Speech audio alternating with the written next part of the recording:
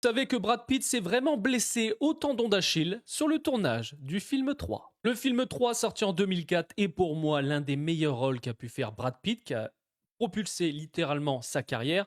L'acteur s'est entraîné à fond pour le rôle. Il faut savoir quand même qu'il s'est entraîné plus de 6 mois.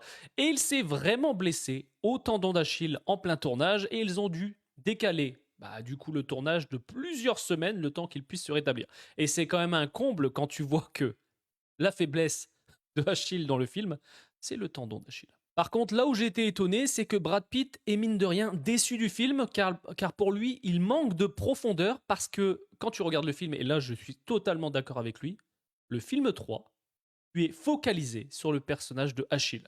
Et c'est vrai que les autres personnages et tout ce qui se passe autour, c'est quand même moins développé, et en fait, on va pas se le cacher, tu t'en fous un petit peu, tu vois. Même si on a Eric Bana, etc., Orlando Bloom, etc., on a vraiment un très très bon casting, il a totalement raison. Mais c'est vrai que ça m'étonne que Brad Pitt, tu vois, soit déçu de ce film.